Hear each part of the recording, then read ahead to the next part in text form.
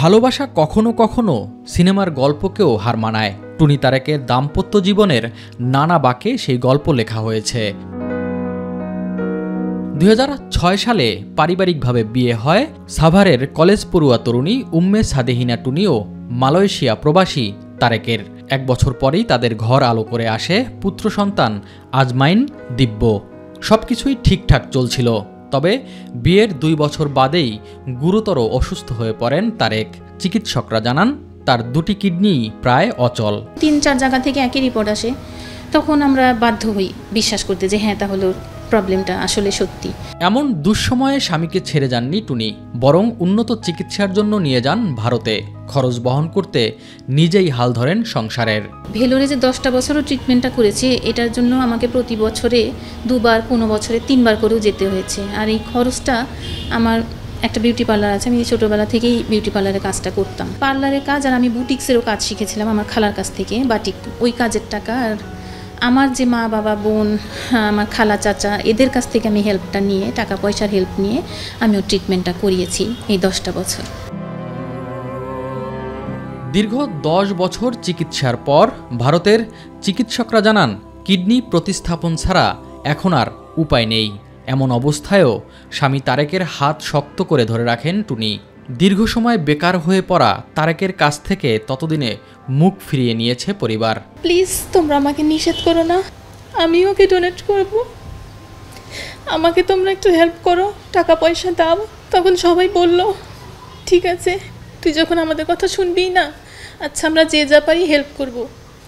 এই আত্মীয় স্বজন বলতে সব আমার আত্মীয় স্বজন, ওর কোনো আত্মীয় স্বজন কোনো হেল্প করেনি, শুধু বলেছিল আমরা শুনতে পারবো, আমরা কোনো কিছু দিয়েই হেল্প করতে পারবো না। স্বামীকে বাঁচাতে নিজের একটি কিডনি দেওয়ার সিদ্ধান্ত নেন টুনি। কিডনি প্রতিস্থাপনের ব্যয়ভারও তার কাঁধেই। এর জন্য নিজের জমানো টাকা, স্বর্ণালংকার বিক্রি, এমনকি মায়ের পেনশনের টাকাও খরচ করেন টুনি।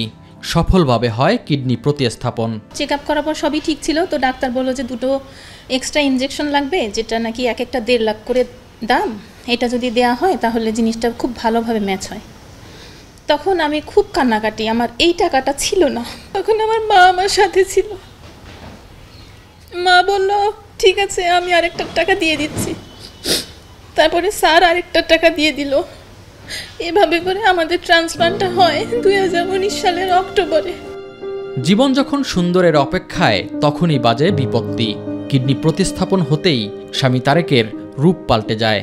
টুনির জীবনে শুরু হয় নতুন গল্প, যে গল্প অকৃতজ্ঞতার এক বড় উদাহরণ। 1 সপ্তাহ পর আইসিইউ থেকে যখন ডাক্তারের ওই চেম্বারে গিয়ে আমি থাকি, আমি যাওয়ার 1 দিন পরে আমার হাজব্যান্ডকে রিলিজ দেওয়া হয় হসপিটাল থেকে। ও আসে, ঠিক 1 দিন পরে ও আমার সাথে না খুব একটা খারাপ ব্যবহার করে ওঠে। স্যার কি বুঝেছে জানি না, স্যার ওকে ডেকে বসিয়ে বলল, তারেক শোনো, তোমাকে যদি প্রথম জন্ম তোমার মা দিয়ে থাকে, তোমাকে দ্বিতীয় জন্ম তোমার টুনি দিয়েছে, টুনির সাথে কখনো খারাপ ব্যবহার করো না। ভুক্তভোগী এই নারীর অভিযোগ, চিকিৎসা শেষে দেশে ফিরে নানা সময়ে তাকে শারীরিক নির্যাতন করতেন তারেক। ব্যবসার অজুহাতে বিভিন্ন সময় চাইতেন নগদ অর্থ।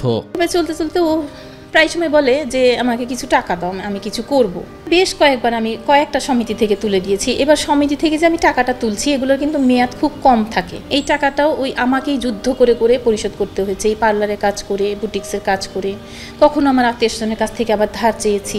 যদি দিতে না চাই, ও আমাকে গালাগালি করে, অনেক ধরনের সিন ক্রিয়েট করে, মারধর শুরু করে। আর মারধরটা হচ্ছে কেমন, আমার কানের মধ্যে খালি থাপড় মারে, কানের মধ্যে থাপড় মারে, আর খুব পা চলে, লাথি মারে, একদম সার্জারির জায়গায় লাথি মারে। এমন নির্যাতনের কোনো কারণ খুঁজে পাচ্ছিলেন না টুনি।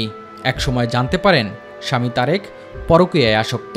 এত টাকা চাচ্ছে কিসের জন্য আসলে আমি বুঝে উঠতে পারতাম না। আচ্ছা, পরবর্তীতে আরেকবার আমার ছেলে আমাকে বলল, মা বাবা না রেহানা পারভিন নামে একজনের সাথে ফোনে কথা বলেছে, এটা না আমাকে দিয়ে ডিলিট করিয়েছে। বেশ কয়েকদিনই আমি ডিলিট করে দিয়েছি মা। ফেব্রুয়ারি মাসটা এইভাবেই চলে, সিন ক্রিয়েটের মধ্যেই চলে, মার্চ মাসটাও চলে। ও এর মধ্যে অনেকবারই খুব সিন ক্রিয়েট, খুব মানে অকথ্য ভাষায় গালাগালি, তোমার সাথে এত খারাপ ব্যবহার করছি, তুমি কোনো সাইড হচ্ছ না কেন, তুমি চলে যাচ্ছ না কেন, তুমি আমাকে ডিভোর্স দাও না কেন, ডিভোর্স দিলে তো আমার ব্যবস্থাটা আমি করতে পারি। নির্যাতন সইতে না পেরে 2 বার আইনের আশ্রয় নেন টুনি, তাতে কারাদণ্ডও ভোগ করেন তারেক। ও যখন অ্যারেস্ট হয় তার পরের দিন আমি আমার বাসায় যাই সাভারে। যাওয়ার পরে আমার এক ভাড়াটিয়ার কাছে আমার হাজব্যান্ডের মোবাইলটা পাই।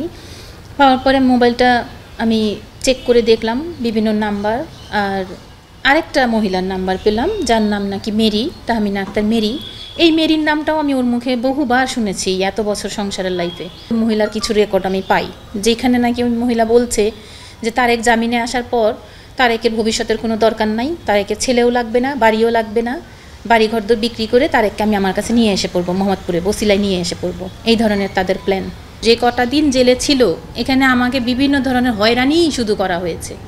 সাংবাদিকরা আমাকে ফোন দিচ্ছে, পরিচয় দিচ্ছে সাংবাদিক, আমি জানি না আদৌ কতখানি সত্যি। হ্যাঁ, বিভিন্ন ধরনের প্রশ্ন করছে, বিভিন্ন ধরনের হুমকি ধামকি দিচ্ছে, আমি বাসায় থাকতেই পারছি না। মামলা তুলে নিতে বলছে, মামলা না তুললে আমার ছেলেকে উঠিয়ে নিয়ে চলে যাবে, না তো আমার মুখে অ্যাসিড মারবে, এই টাইপের কথাবার্তা। জামিনে মুক্ত হওয়ার পর অভিযোগের বিষয়ে জানতে তারেকের সাথে যোগাযোগের চেষ্টা করেও তাকে পাওয়া যায়নি। বাবার এমন ব্যবহারে সন্তুষ্ট নন একমাত্র সন্তান দিব্য, বরং মায়ের কিডনি দেওয়ার বিষয়টি নিয়ে গর্বিত তিনি। আম্মু এত বড় একটা কাজ করেছে আমার আব্বুকে বাঁচানোর জন্যই, কিন্তু আফসোস যে আমার আব্বু এটা রিপে করতে পারলো না একটু ভালো ব্যবহার দিও। আম্মু তো অত বেশি কিছু চাইনি, সবসময় বলেছে জাস্ট আমার আব্বুর একটু ভালো ব্যবহার। ২০ বছরের সংসার এখন টুনির কাছে বিষাদের দেয়ালের মতো, যার একপাশে দীর্ঘ লড়াই, অপর পাশেও তাই। আমার হাজবেন্ডকে আমি এতটা ভালোবাসি, মানে আমার মোবাইলে না ওর নামটা তারেক অক্সিজেন আমার এই নামে সেভ করা, মানে ওকে আমি আমার অক্সিজেন মনে করতাম, আমার অক্সিজেন। সেই অক্সিজেনের আজকে আমি বিচার চাই। কেন চাই? আমি ধৈর্য হারাম। আমি যে কয়টা দিন বাঁচি আমার ছেলেটাকে নিয়ে একটু সুস্থভাবে বাঁচতে চাই। এস এম আরিফ, মাই টিভি, ঢাকা।